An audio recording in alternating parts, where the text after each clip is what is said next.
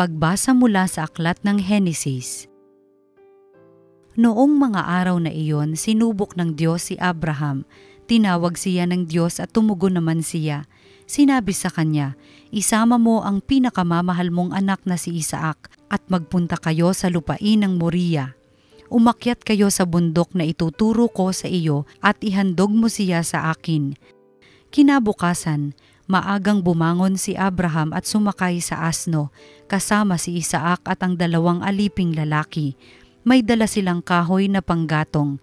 Matapos ang 3 araw na paglalakbay, natanaw nila ang dakong kanilang patutunguhan.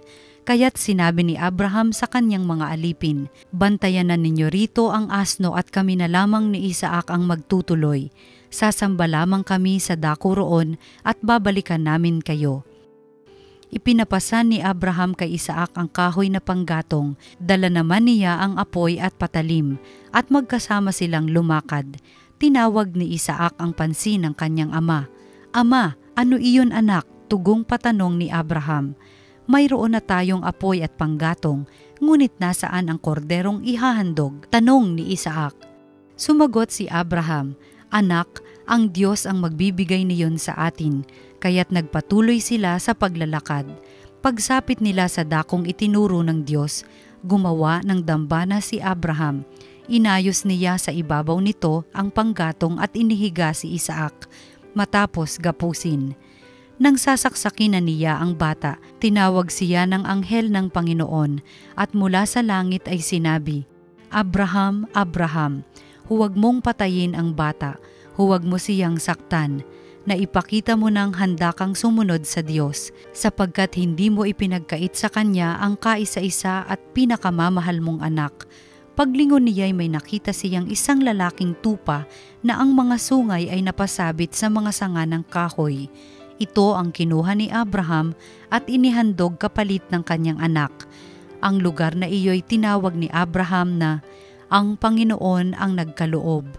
At magpahanggang ngayon, sinasabi ng mga tao, sa bundok ng Panginoon ay may nakalaan. Mula sa langit nagsalitang muli kay Abraham ang anghel ng Panginoon. Wika nito, "Akong Panginoon ang nangangako sa iyo, yamang hindi mo ipinagkait sa akin ang kaisa-isa mong anak, pagpapalain kita. Ang lahi mo'y magiging sindami ng bituin sa langit at ng buhangin sa dagat. Lulupigin nila ang mga lungsod ng kanilang mga kaaway sa pamamagitan ng iyong lahi. Pagpapalain ang lahat ng bansa sa daigdig sapagkat ikaw ay tumalima sa akin." Binalikan ni Abraham ang kanyang mga alipin at sama-sama silang umuwi sa Berseba. Ang salita ng Diyos.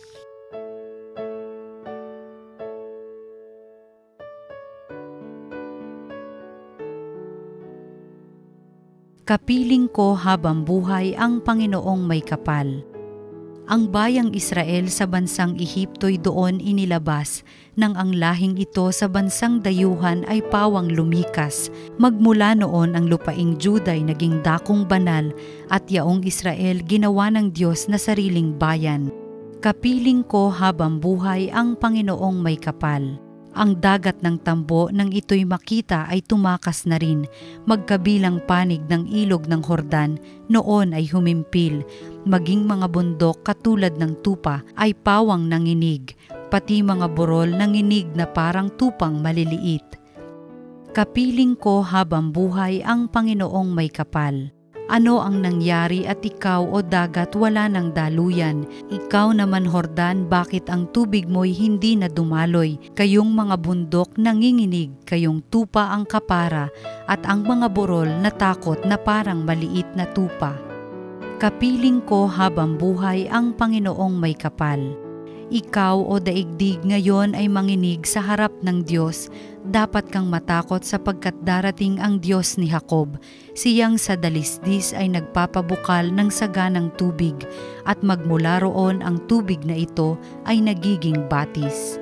Kapiling ko habang buhay ang Panginoong may kapal. Ang mabuting balita ng Panginoon ayon kay San Mateo. Noong panahong iyon, sumakay si Jesus sa bangka, tumawid sa kabilang ibayo at tumuloy sa sariling bayan. Pagdating niya roon, dinala sa kanya ng ilang katao ang isang paralitikong nakaratay sa kanyang higaan. Nang makita ni Jesus kung gaano kalaki ang kanilang pananalig, sinabi niya sa paralitiko, "Anak, lakasan mo ang iyong loob. Pinatatawad ka na sa iyong mga kasalanan." Isinaloob ng ilang eskribang naroon. Nilalapastangan ng taong ito ang Diyos. Ngunit batid ni Jesus ang kanilang iniisip kaya't sinabi niya, "Bakit kayo nag-iisip ng ganyan? Alin ba ang mas madali? Ang sabihing, ipinatatawad na ang mga kasalanan mo, o ang sabihing, tumindig ka at lumakad? Patutunayan ko sa inyo na dito sa lupa, ang anak ng tao'y may kapangyarihang magpatawad ng mga kasalanan." At sinabi niya sa paralitiko, "Tumindig ka, dalhin mo ang iyong higaan at umuwi ka." Tumindig nga ang lalaki at umuwi. Nang makita ito ng mga tao, sila'y natakot at nagpuri sa Diyos na nagbigay ng ganitong kapangyarihan sa mga tao. Ang mabuting balita ng Panginoon. Pinupuri ka namin, Panginoong Hesukristo.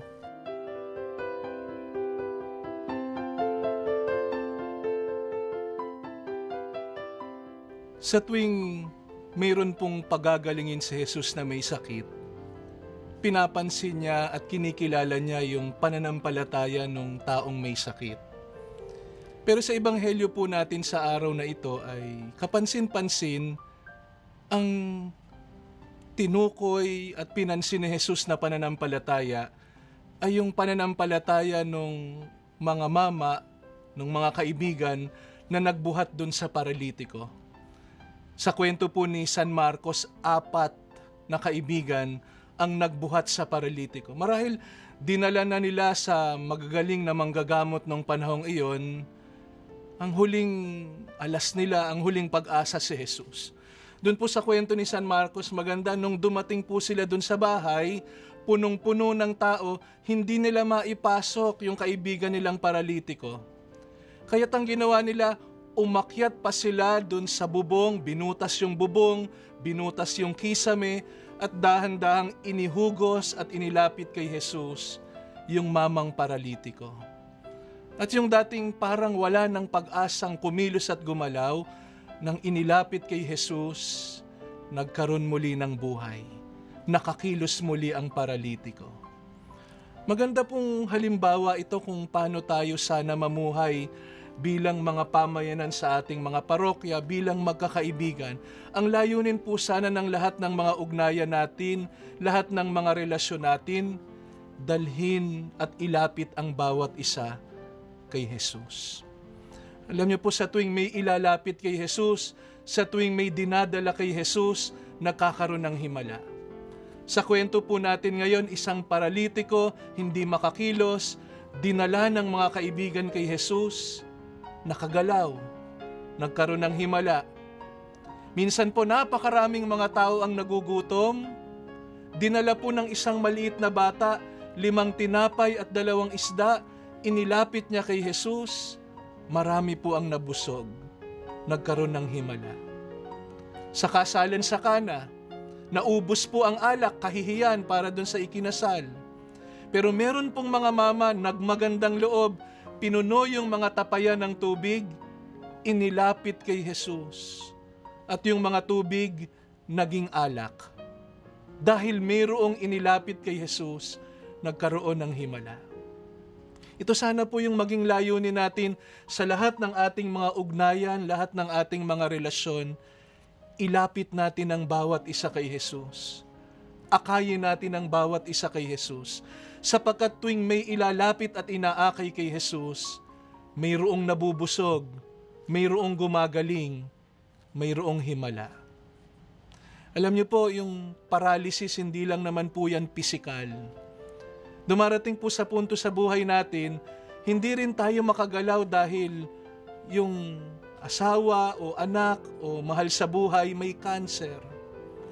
Meron tayong mga tanong na hindi masagot. Nagdarasal tayo, parang hindi nakikinig ang Diyos.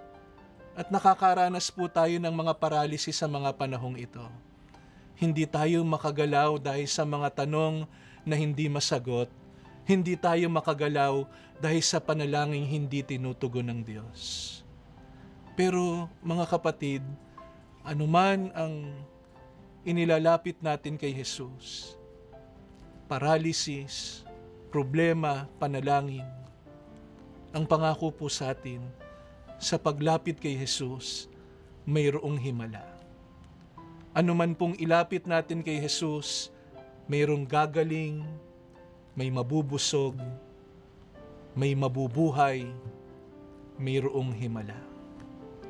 Ilapit natin ang bawat isa kay Jesus at muli tayong makakasaksi ng himala sa ating mga buhay. Ito po ang salita ng Diyos, ang salita ng buhay.